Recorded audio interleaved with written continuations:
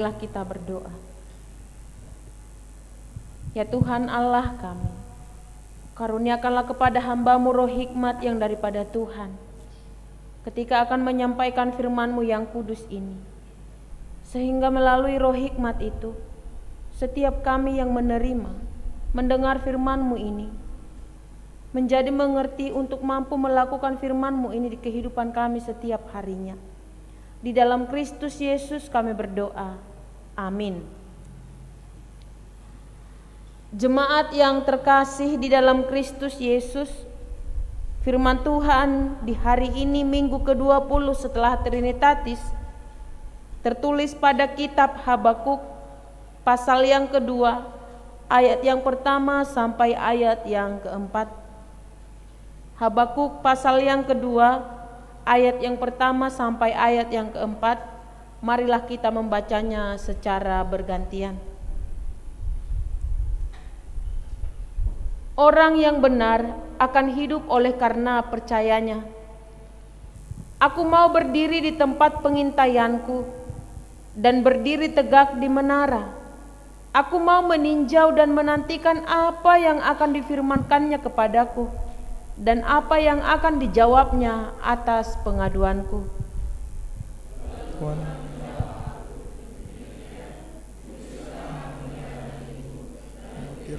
Itu pada Allah, supaya orang sambil lalu dapat membacanya. Sebab penglihatan itu masih menanti saatnya, tetapi ia bersegera menuju kesudahannya dengan tidak menipu. Apabila berlambat-lambat, nantikanlah itu. Sebab itu sungguh-sungguh akan datang dan tidak akan bertangguh. Kita bersama di ayat yang keempat. Sesungguhnya orang yang membusungkan dada tidak lurus hatinya, tetapi orang yang benar itu akan hidup oleh percayanya. Demikianlah isi firman Tuhan. Jemaat yang terkasih di dalam Kristus Yesus, di ibadah kita hari ini minggu ke-20 setelah Trinitatis, firman Tuhan menyuarakan kepada kita tentang kehebatan seorang yang beriman. Dia hebat bukan karena sebuah prestasi yang dicapainya, sebuah kesuksesan yang digapainya, tetapi dia dikatakan hebat karena imannya tetap menyala, tidak redup. Lalu siapakah yang disebut sebagai orang beriman? Saya yakin semua kita yang berada di dalam gereja ini mengatakan saya adalah orang beriman. Sebagai orang beriman, apakah saudara mengalami pergumulan iman? Mungkin kita satu suara, ya, pergumulan iman itu selalu ada. Dan ketika menjalani pergumulan iman itu, bagaimana saudara mempertahankan iman itukah, atau melihat masalah itu lebih besar daripada iman yang kita miliki? Jika saudara mengatakan iman saya lemah, saya tidak kuat, sehingga masalah itulah yang menang, karena masalah itu terlalu besar. Tetapi jika saudara mengatakan benar, masalah itu sangatlah besar, tetapi iman saya tetap menyala, puji Tuhan, saya bisa melewati masalah itu melalui iman saya kepada Tuhan Yesus Kristus. Saya bisa ada sampai sekarang. Kalau diingat dulu masalah itu membuat saya terpuruk, putus asa, hilang harapan, tetapi saya tetap menjaga kemurnian iman saya. Ada dua reaksi orang menghadapi masalah, seperti yang saya katakan di kalimat yang barusan. Dia fokus kepada masalahnya, dan orang yang kedua ialah dia tetap fokus kepada imannya. Dia tetap menjalani masalah itu bersama dengan imannya. Sebagai orang beriman, tentu memiliki keterbatasan kesabaran. Karena kita ini adalah manusia yang terbatas. Benar Inang, saya adalah orang yang beriman. Tetapi karena keterbatasan saya, terkadang iman saya itu juga saya pertanyakan. Apa yang saya pertanyakan? Di dalam iman itu kan ada Tuhan. Tuhan ada di dalam iman itu dan iman itu adalah Tuhan. Ketika saya terima permasalahan itu, saya bertanya kepada iman saya. Di dalam iman saya ada Tuhan.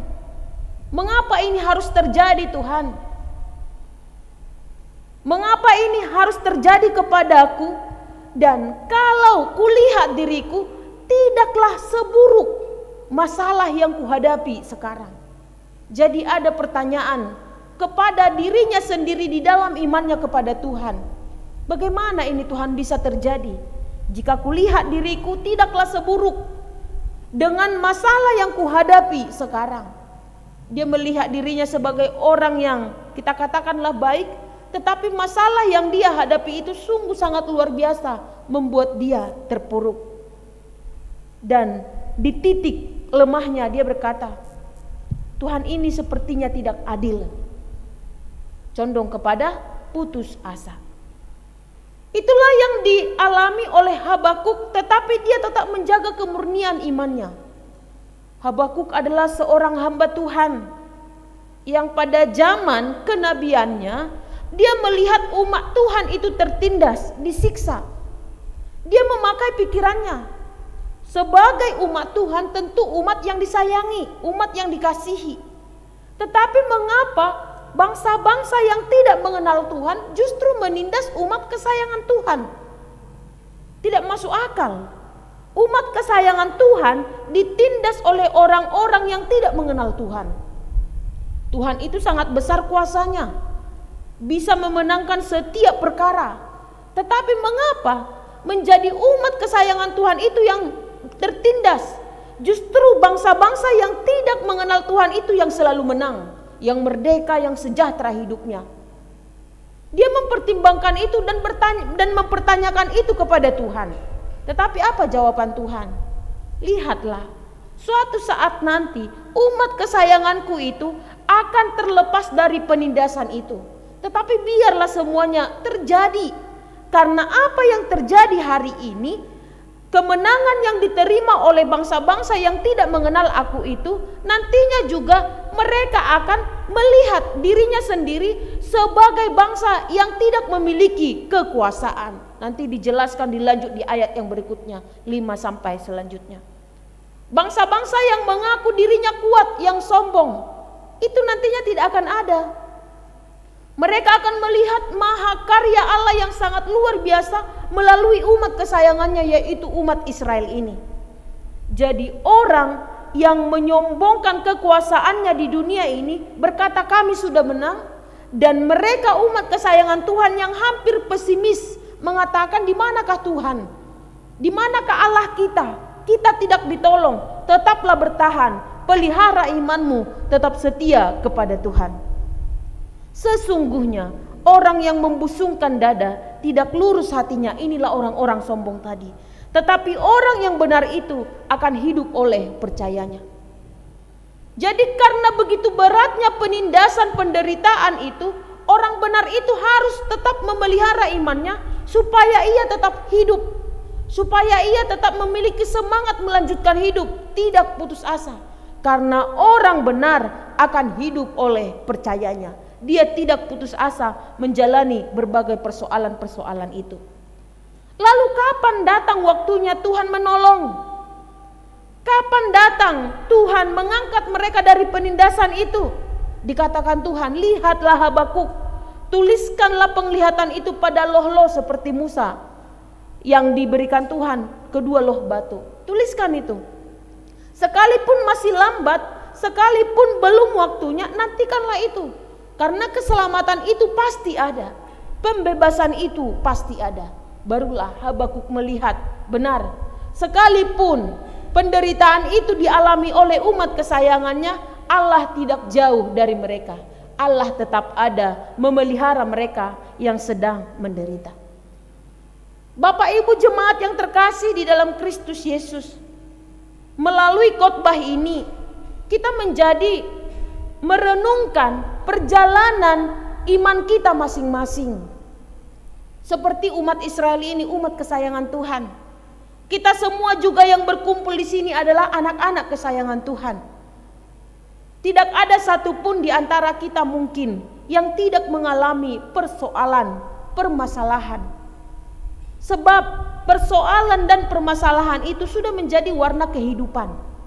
Bedanya mungkin kita berada di kasus yang berbeda. Setiap permasalahan yang kamu alami itu, bagaimana kamu menyikapinya? Apakah kamu berkata, Tuhan ini tidak adil? Aku masih membutuhkan orang tuaku, tetapi orang tuaku tidak diizinkan Tuhan untuk hidup bersama dengan aku sampai akhir hari tuanya. Bagaimana Tuhan ini tidak adil? Aku memiliki cita-cita yang sangat besar, yang sangat tinggi, tetapi aku kendalanya di materi. Tidak ada materi. Orang tuaku juga tidak memiliki kecukupan untuk membantu. Jadi kita membatasi pekerjaan Tuhan itu melalui cita-cita kita masing-masing. Sehingga kita berkata, saya sangat menderita. Orang sana sungguh sangat luar biasa, apa yang diinginkannya selalu ada. Tuhan ini tidak adil. Kiranya jemaat yang terkasih, kita melihat keadilan Tuhan melalui kacamata iman, bukan melalui kacamata manusia. Karena cara Tuhan bekerja atas hidup kita tidak bisa kita pahami. Cara Tuhan membentuk, memurnikan iman kita tidak bisa juga kita mengerti. Sungguh sangat luar biasa Tuhan itu membentuk kita. Tetapi Tuhan sudah tahu, karena kita kuat dan mampu menjalani masalah itu, maka perkara itu diperhadapkan kepada kita. Itu yang dikatakan di dalam firman-Nya. Sebab pencobaan-pencobaan yang kamu alami adalah pencobaan yang biasa, yang bisa kamu tanggung, tidak di luar kemampuanmu. Artinya kita mampu. Jadi Bapak Ibu jemaat yang terkasih, tetaplah melihat ada Tuhan di dalam setiap persoalanmu. Tuhan tidak pernah meninggalkanmu. Sekalipun kamu berkata, saya seperti sendirian, saya mencari Tuhan, Tuhan selalu menyertaimu. Tuhan selalu ada. Katakan kepada setiap persoalanmu, saya bisa memenangkan perkara ini bersama dengan Tuhan. Yang terakhir Bapak Ibu, kata iman. Kita tidak mampu mengatasi setiap masalah kita hanya menggunakan kesabaran manusia. Karena kesabaran manusiawi kita ada batasnya. Tetapi kita harus menggunakan iman kita untuk menjalani setiap permasalahan itu. Kita harus menggunakan iman kita. Karena iman kita lah yang mampu memenangkan setiap perkara itu. Lalu apa arti dari iman? Penulis Ibrani katakan, iman itu adalah dasar dari segala sesuatu yang kita harapkan dan bukti dari segala sesuatu yang tidak dapat kita lihat. Ada beberapa tokoh-tokoh Alkitab yang menjadi teladan buat kita, di mana mereka dimenangkan oleh imannya sendiri. Yang pertama, iman Abraham. Abraham adalah seorang yang beriman. Dia memilih lebih percaya kepada panggilan Tuhan, meninggalkan tempat kelahirannya menuju sebuah tempat yang tidak dikenalnya. Dia tidak memiliki keraguan tentang hidupnya di masa depan karena Tuhan yang menyuruh. Kemudian iman Hana, seorang perempuan yang dihina oleh sekitarnya karena tidak bisa memberikan keturunan kepada suaminya. Tetapi puji Tuhan, dia diberkati oleh Tuhan dan melahirkan Samuel. Samuel diserahkannya menjadi hamba Tuhan. Iman Sarah juga seperti itu. Yang terakhir, iman Ayub. Iman Ayub ini sangat luar biasa. Ini sangat baik untuk kita teladani melalui kasus-kasus peristiwa yang dihadapi oleh Ayub. Peristiwa apa yang dihadapi oleh Ayub? Menjadi seorang yang setia kepada Tuhan itu tidaklah gampang dan tidak membuat saudara menjadi banyak teman. Menjadi seorang yang setia kepada Tuhan, saudara harus siap pertama dibenci atau difitnah. Karena yang benar tidak bisa bersatu dengan orang yang sering berdualisme atau berpikiran untuk mendapatkan keuntungan. Seperti itu. Jadi Ayub ini adalah seorang yang sangat takut kepada Tuhan, setia. Hidupnya sangat luar biasa. Memiliki istri, memiliki anak yang sangat banyak, memiliki ternak yang sangat banyak, memiliki sahabat-sahabat. Tetapi di dalam perjalanan kesejahteraan hidupnya itu ada tantangan imannya. Dia kehilangan semua hartanya. Sahabatnya yang dulu teman duduknya menjadi musuh. Apa dikatakan sahabatnya? Bagaimana bisa kamu seorang yang takut kepada Tuhan menerima semua ini? Adilkah Tuhan itu? Berarti kamu itu belum tentu orang benar. Tetapi apa kata Ayub? Jangan gurui Tuhan. Saya tetap menerima semua ini. Dan terakhir, apa respon daripada sahabat Ayub? Meninggalkan Ayub. Istrinya juga mencemooh dia. Ayub ini memilih tetap bersama sahabatnya kah meninggalkan Tuhan, atau tetap bersama Tuhan meninggalkan sahabatnya? Ayub memilih tetap bersama Tuhan dan ditinggalkan oleh sahabatnya. Itulah saudara yang terkasih. Menjadi seorang pengikut Tuhan yang setia itu tidak selamanya yang kita katakan sahabat, tempat kita untuk bercerita, menjadi teman kita satu tujuan, satu visi. Karena ada saatnya kita dibenturkan dengan sebuah masalah dan kita tidak satu pendapat. Dan tidak semua orang yang ada di sekitar kita, teman kita duduk bersama, ketika kita mengalami persoalan, kita memiliki kacamata untuk memahami masalah itu dengan pemahaman yang sama. Ada yang menyalahkan, ada yang menyudutkan, tetapi tetap juga ada yang menguatkan. Sulit bagi kita mencari orang-orang yang bisa menguatkan kita ketika mengalami masalah. Tetapi ada satu orang yang gampang kita temukan, gampang kita cari, yaitu Tuhan Yesus Kristus. Jadi carilah Tuhan Yesus Kristus itu ketika kamu mengalami masalah. Jangan cari manusia yang mungkin menurutmu selama ini dia selalu berpihak kepadamu. Ada saatnya kamu dibentuk dengan pendapat yang berbeda. Dan ada saatnya juga kamu dibentuk dengan orang yang sebelumnya adalah satu pikiran, satu visi dengan kamu, tetapi hanya karena persoalan untung dan rugi dia akan mengkhianatimu. Ini masih dunia, kita ini adalah manusia. Terkadang ada hatinya yang serong.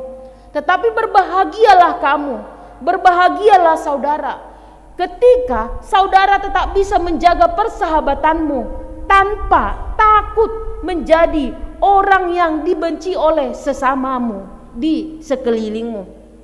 Kamu bisa tetap menjadi sahabat bagi sahabatmu yang sedang mengalami masalah. Kalaupun sahabatmu tidak bisa menjadi sahabat bagimu, jadilah kamu menjadi selalu sahabat bagi dia. Melalui iman percayamu dia tertolong. Melalui iman percayamu persoalannya terjawab. Melalui iman percayamu dia mendapat kelonggaran atau kesembuhan dari setiap masalahnya. Melalui itu dia diselamatkan dan kamu juga selamat di dalam Tuhan Yesus Kristus. Amin. Marilah kita berdoa. Sungguh kami bersyukur Tuhan atas sapaan firman-Mu di hari ini. Di minggu ke-20 setelah Trinitatis ini Tuhan menyuarakan kepada kami bahwa orang benar akan hidup oleh percayanya. Benar Tuhan, dunia ini penuh dengan persoalan dan pergumulan. Tetapi kami orang-orang yang percaya memilih untuk lebih dekat dan setia kepada Tuhan, sehingga melalui ketahanan iman kami menjadi orang-orang pemenang atas setiap persoalan itu. Tidak kehilangan arah, karena fokus kami adalah hanya Engkau Tuhan kami Yesus Kristus. Di dalam Engkau ada keselamatan dan jawaban atas setiap masalah kami. Ya Tuhan, Engkau melihat, mengenal kami pribadi lepas pribadi yang ada di ruangan ibadah ini. Tuhan juga tahu setiap kerinduan yang kami panjatkan di dalam doa kami masing-masing. Kiranya berikan kepada kami hati yang penuh berpengharapan. Ketika doa kami belum terjawab, kami tidak menjadi orang yang putus asa. Dan ketika kami sudah mendapat jawaban doa itu, kami tidak menjadi orang yang sombong. Ya Tuhan, senantiasalah kuasai hati dan pikiran kami, agar kami tetap bisa menjaga kemurnian iman kami, agar kami tetap bisa menjaga kesetiaan kami kepada Engkau. Sekalipun keindahan dunia ini terkadang mempengaruhi kami untuk meninggalkan Tuhan, tetapi kami lebih memilih untuk tetap bersama dengan Tuhan dan tidak memilih dunia ini. Tuhan, kami sering tidak mengerti bagaimana Tuhan bekerja atas pribadi kami lepas pribadi. Tetapi satu hal yang kami percaya ialah bahwa semua itu bisa terjadi untuk kebaikan kami. Terkadang ada suka, terkadang ada duka. Benar, suka dan duka adalah untuk kebaikan kami. Tuhan, kami doakan secara khusus anak-anak-Mu, remaja Poso Bulung di gereja ini. Kiranya Engkaulah senantiasa yang memberikan hati yang bijaksana, hati yang penuh pengertian kepada mereka, agar melalui kebijaksanaan dan hati yang pengertian itu, mereka memiliki hati yang taat terhadap setiap nasihat orang tuanya. Karena tidak ada satupun orang tua yang tidak menginginkan anaknya menjadi seorang yang turut kepada nasihatnya. Ajarilah Tuhan setiap anak untuk menjadi anak yang sayang kepada orang tua. Berkatilah Tuhan pekerjaan setiap orang tua, agar melalui pekerjaannya itu kebutuhan anak-anak ini bisa tercukupkan dengan baik. Kami doakan juga Tuhan ibadah kami mulai dari pagi sampai sore hari.